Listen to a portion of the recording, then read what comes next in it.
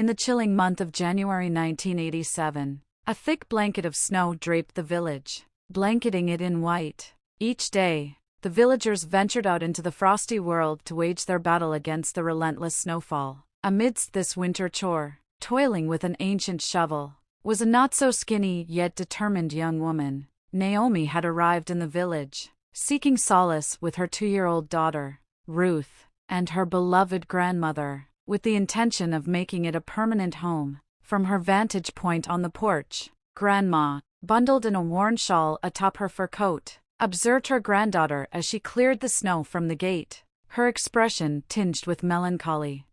"Naomi, take it easy, there's no need to strain yourself," urged Grandmother. "It's a labor of love," Naomi replied, her eyes fixed on the picturesque scene. "Just look at this beautiful weather, the glistening trees, and the warm sunlight. It's so inviting, it's almost as if it's calling me to stay. Perhaps we can sing your favorite song together," Naomi suggested, breaking into song with enthusiasm. A small, serene smile spread across Grandma's face as she joined in, softly murmuring the lyrics of their cherished old tune. Unbeknownst to her, her weathered, colorless lips curved into a gentle smile. Naomi had fled her marriage and tied the knot with Kevin 3 years earlier. Back when she was just a fourth-year college student, her parents had objected vehemently, urging her to wait 2 more years until she had her diploma and had gotten to know Kevin better. But Naomi had been swept off her feet by love and couldn't resist the allure of a charismatic man who was nearly a decade her senior. Employed as a supervisor at a dairy, Kevin never failed to surprise her with gifts, some so rare they couldn't be found in any store. He spoke with a charm that seemed straight out of a movie script. On one particular morning, as Naomi sat in the midst of a lecture, an unexpected wave of sickness washed over her. She knew she couldn't ignore it, so she quietly excused herself and made her way to the nurse's station. Concerned, she described her symptoms to the nurse, who, after a brief examination, recommended she see a gynecologist.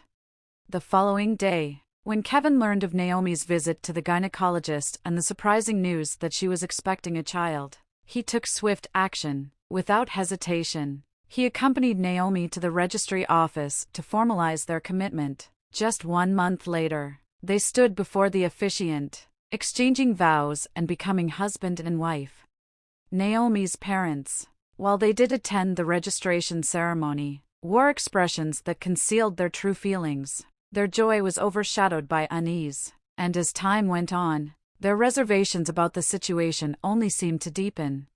Following their wedding, Kevin wasted no time in insisting that Naomi retrieve her documents from the institute. He made it clear that he hadn't married her for the purpose of having some students gawk at his wife. Now, as she waits for her husband to return from work, Naomi is devoted to making their home warm and inviting. To her, coziness means cleaning, preparing delicious meals, and ensuring she greets her husband with an obligatory smile upon his return. She takes genuine pleasure in these tasks, although they come with the caveat that Kevin's work sometimes keeps him out late into the night. Regardless of her own fatigue or condition, Naomi faithfully waits for Kevin, ready with a hot dinner to welcome him home.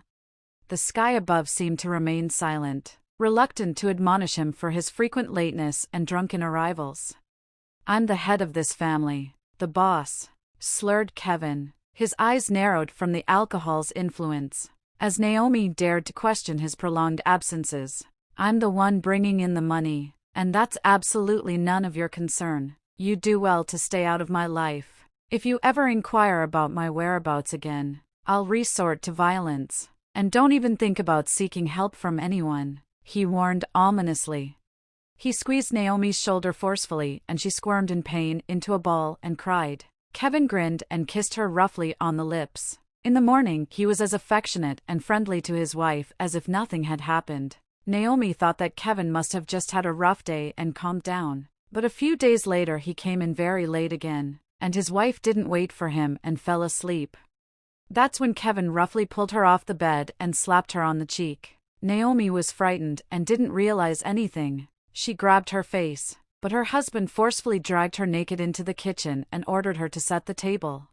That's when she realized that Kevin wasn't as nice as she thought he was. She soon learned that he was already living with another girl who had run away from him before the wedding and traveled very far away. Naomi didn't tell her parents about everything, as she didn't want to hear any well-deserved reproaches. By then, the delivery date was approaching, and she hoped that the baby would soften Kevin's heart. However, he failed to be a loving father and became angry when daughter Ruth was born. He berated Naomi, saying that she couldn't even give birth to a man. 2 difficult years passed, and Naomi had almost forgotten that she had once loved Kevin. Her one and only joy was her little daughter Ruth, who was growing up cheerful and talkative. Looking at her daughter, Naomi found comfort. One day Kevin came home with a fat man in front of whom he fawned. Naomi was disgusted. She quickly set the table for them and went to put Ruth to bed. She sat next to her daughter and was afraid she would miss it if her husband called for her. Soon she heard Kevin yell and quickly entered the room where the drunken men were already sitting. She looked at her husband with trepidation. "Get undressed quickly and don't ask any unnecessary questions," he ordered, though she couldn't believe her ears. Naomi jerked back, resisting, but Kevin began to peel off her robe. The man watched the scene with interest, and it was obvious that he was enjoying it.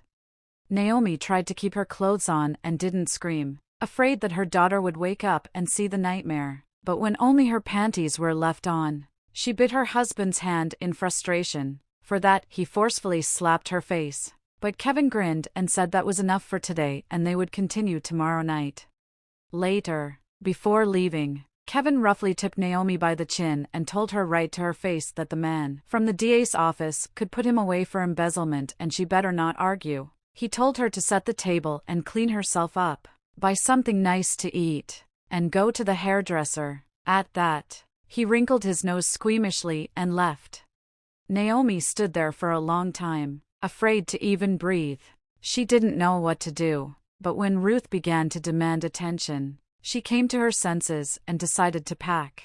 Gathering a large bag, Naomi took the money her husband had given her, her papers, and picked up her daughter from the maternity hospital. Determinedly she walked out of the hated apartment. Naomi was embarrassed to go to her parents' house since she knew Kevin could have found them, so she went to her grandmother's house in a small village. Those 7 days she spent there seemed like the happiest of her life. She had no fear that her husband would find them, since she had never told him about her grandmother. She felt completely safe here.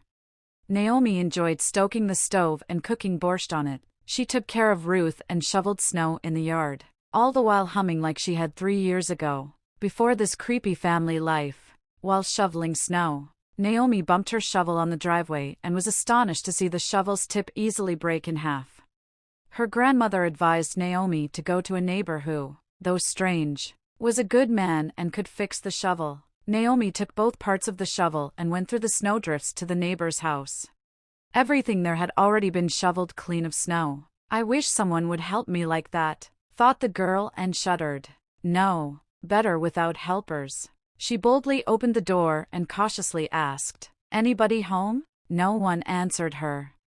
Then Naomi walked across the porch and peered into the room. At the table with his back to her sat a man in an oversized gray knit sweater. He did not react in any way to the noise at the door and continued to eat something.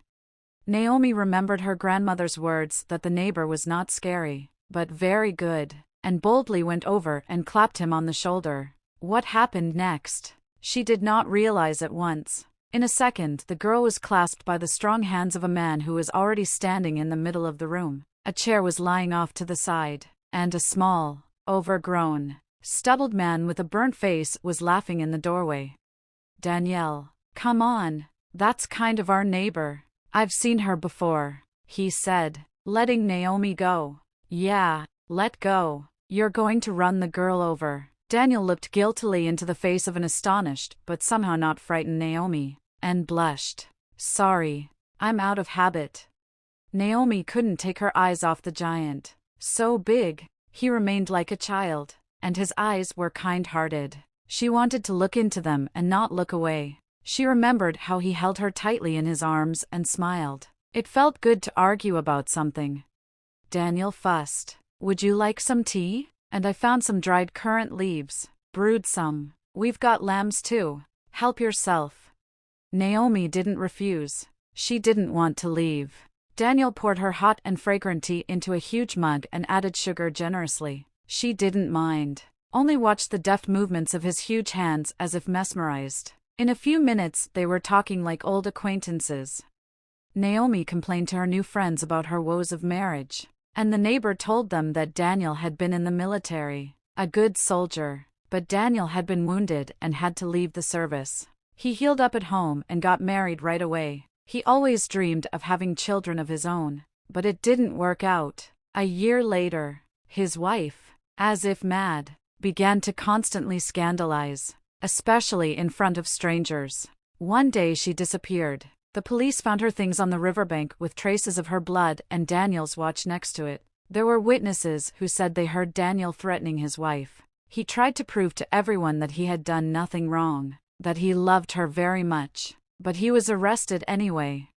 The psychiatrist had talked to him for only a few minutes and had already concluded that his psyche was disturbed by his participation in the fighting, that he was used to death and could easily kill a man.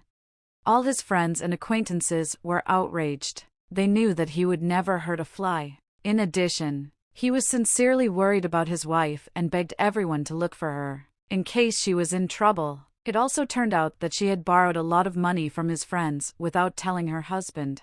Probably someone threatened him, but no one listened. And soon the court handed down a 9-year sentence for murdering his wife. Daniel served 42 months.